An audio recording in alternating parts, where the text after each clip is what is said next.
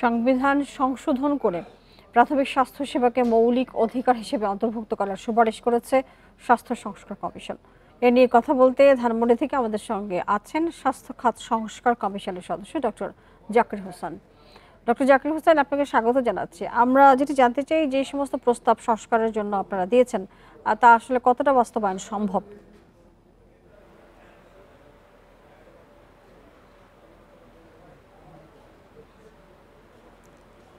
আমি যদি ঠিকমতো বুঝে থাকি, আপনি জানতে চাচ্ছেন যে সুপারিশগুলো আমরা দিয়েছি, প্রস্তাবনা দিয়েছি, এগুলো বাস্তবায়ন করা কতটুকু সম্ভব। জি, তাই কি? জি জি জি জি আমার প্রশ্ন তাই জাকির হোসেন, আপনি ঠিকই শুনতে পেয়েছেন। এখন সম্ভাব্যতা এটা তো নির্ভর করে, যে সম্ভাব্যতা নির্ভর করে যারা বাস্তবায়ন করবেন তাদের উপরে।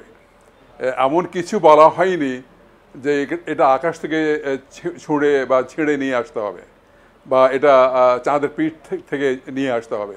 বাস্তবভাবে বাংলাদেশে স্বাস্থ্যসেবা যেভাবে দেয়া হয় সেটার উন্নীতকরণের জন্য, উন্নীতকরণ মানে হলো মান এবং পরিমাণ যেটা দরকার সেটা দেবার জন্য যা যা প্রস্তাবনা দেওয়া হয়েছে এগুলো বাস্তব আকারেই দেওয়া হয়েছে, অনেক চিন্তা ভাবনা করে দেওয়া হয়েছে।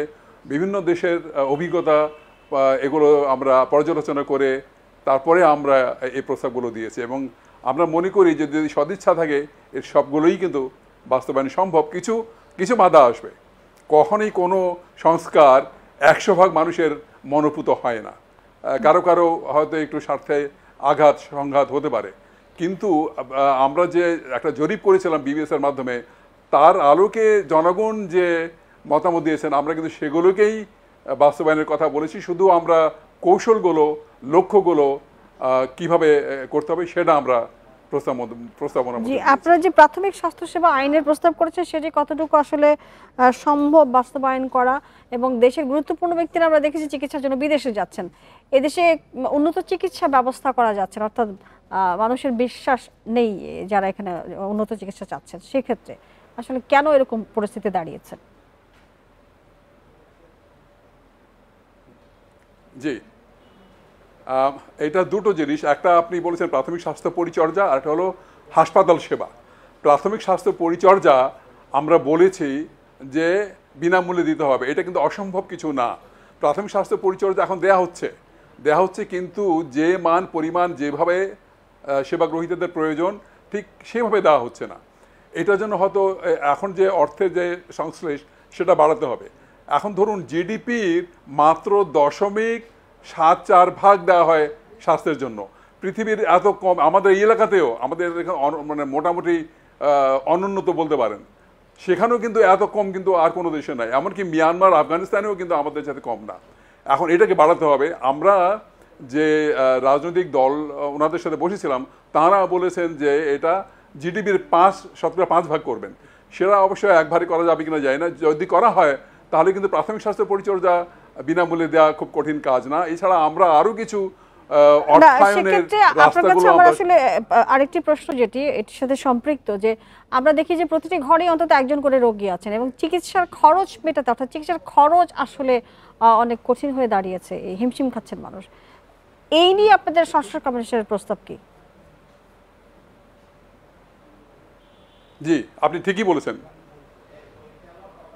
এই জন্য আমরা বলেছি যে প্রাথমিক স্বাস্থ্য পরিচর্যা যদি আমরা যদি শক্তিশালী করতে পারি, আমরা যেমন বলেছি ইউনিয়ন পর্যায়ে প্রাথমিক স্বাস্থ্য পরিচর্যার কেন্দ্র করতে হবে, এটাকে শক্তিশালী করতে হবে, প্রয়োজনীয় জনবল দিতে হবে, প্রয়োজনীয় অর্থায়ন করতে হবে, প্রয়োজনীয় যন্ত্রপাতি দিতে হবে।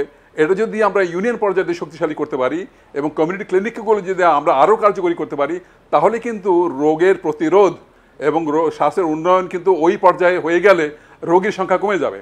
আর ওইখানে যদি সামান্য কিছু ছোটোখাটো রোগ হয়, ওখানে যদি আমরা ভালো মতো চিকিৎসা করতে পারি তাহলে এরা কিন্তু আর উপর দিকে আসার প্রয়োজন হবে না। এইটা একটা কথা। আর হাসপাতালের সেবার যে মানটা, সেটা কেন কেন জনগণের চাহিদা অনুযায়ী হচ্ছে না? একটা হলো অর্থ যথেষ্ট নাই, জনবল নাই, এবং যে ধরনের আপনার কনসালটেন্ট দরকার ঠিক ওটা নেই। আমরা বলেছি যে এখন টার্সিয়ারি লেভেল, একদম উচ্চ পর্যায়ের যে সেবা সেটা কিন্তু এখন জেলাতে নিয়ে আসতে হবে, জেলা থেকে দিতে হবে, তাহলে আর উপরের দিকে মানুষের যাওয়ার প্রয়োজন হবে, আর ঘরের অনেকটা কাছাকাছি তারা এই সেবা পাবে। এক, জনবল বাড়াতে হবে। তারপরে যন্ত্রপাতির, আমরা বলেছি যন্ত্রপাতি যে সংগ্রহটা করা হয় এটা নিয়ে কিন্তু অনেক প্রশ্ন আছে। আমরা বলেছি যন্ত্রপাতি এমনভাবে সংগ্রহ করতে হবে যাতে করে যারা যন্ত্রপাতি সরবরাহ করবে তারা এটাকে চালু করে দিয়ে যাবে। তারপরে অনলাইনের মাধ্যমে ক্রয় কেনাকাটা হবে। আর মনিটরিংয়ের জন্য আমরা খুব শক্তিশালী একটা পদ্ধতি আমরা সুপারিশ করেছি, প্রত্যেক পর্যায়ে পর্যানুসরণ মনিটরিং হবে। তাহলে যন্ত্রপাতি যা আছে প্রয়োজন অনুযায়ী হবে। এবং আরেকটা কথা বলছি, 10 বছর পরে পরে জরিপ করে জেলাওয়ারি যে স্বাস্থ্য সমস্যা তার আলোকে কিন্তু আমাদের কেনাকাটা করতে হবে এবং স্বাস্থ্য ব্যবস্থা নিশ্চয়ই আপনাদের সমস্ত প্রস্তাব আসলে সবকিছু আপনি যেটা বলছেন বাস্তবায়নের উপর নির্ভরশীল। যারা বাস্তবায়ন করবে তবে আসলে মানুষ ফল পাবে। অনেক ধন্যবাদ আপনাকে জাকির হোসেন আমাদের সাথে যুক্ত হওয়ার জন্য।